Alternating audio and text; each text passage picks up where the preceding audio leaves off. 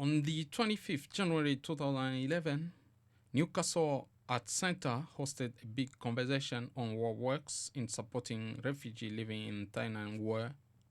This event was an opportunity for managers or staff delivering employment, careers information, advice and guidance, and also enterprise support service to gain more knowledge of the specific and additional barriers facing refugees in the labour market. The Refugee Forum does not itself deliver services. We are an independent membership organization for the region's refugee-led community groups. Each of our members delivers a unique range of support to their community. Through the Refugee Forum, we work together to collect and share our evidence and ideas on what could work to support inclusion here.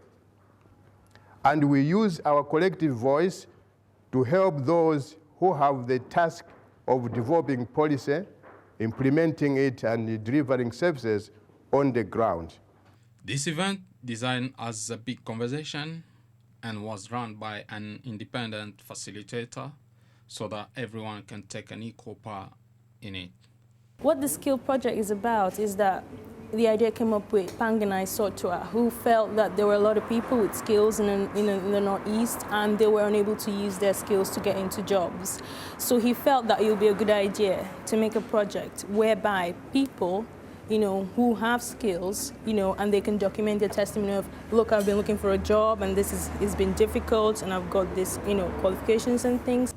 I'm also affected by this issue. Maybe that is the reason why I decided to do this project, because personally I came in this country in 2000 and during that time it was easy to get a work permit. I was a student studying CIM, Chartered Institute of Marketing, and prior to that, in Zimbabwe, where I come from, I was a retail store manager and also a retail credit manager.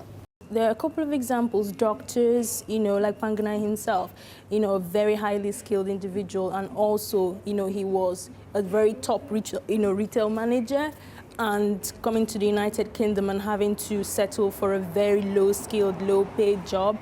And not only is he, limiting himself, all his skills he's actually been what they call de-skilled, because all the years that have passed that he hasn't practiced in his field, in what he loves to do.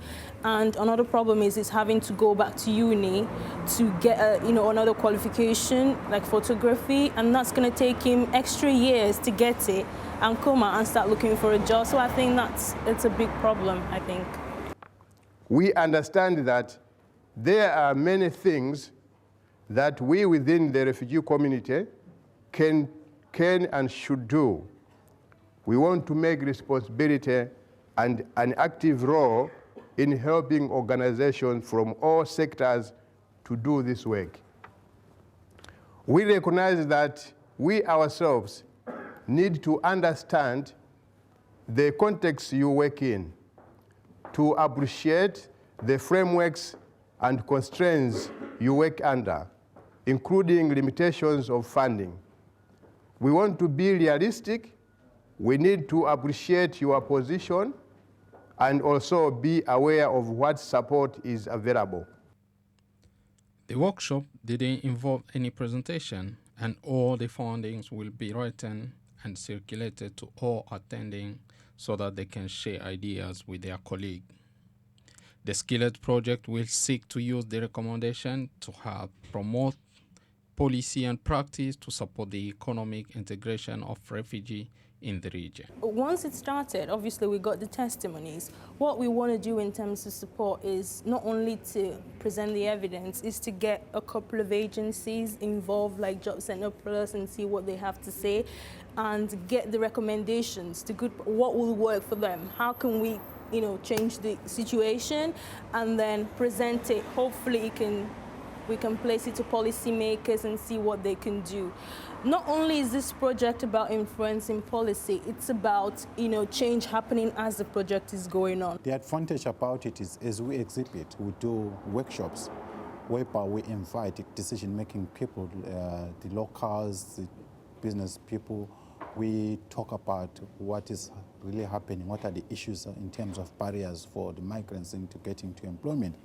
And we are hoping to take these gatherings, this evidence which we are gathering, and put it up together and submit it to the policymakers. And hopefully we might see some changes in the near future because of these workshops and this exhibition. Another exhibition is going to run in Middlesbrough as well, so we'll just repeat this process all over in Middlesbrough, because not only do we have respondents, participants from the Tyne Wear region, we also have some of them from Middlesbrough, so it'll be good to, see present their evidence as well and get companies, organizations, employers, involved and see how we can, make it work.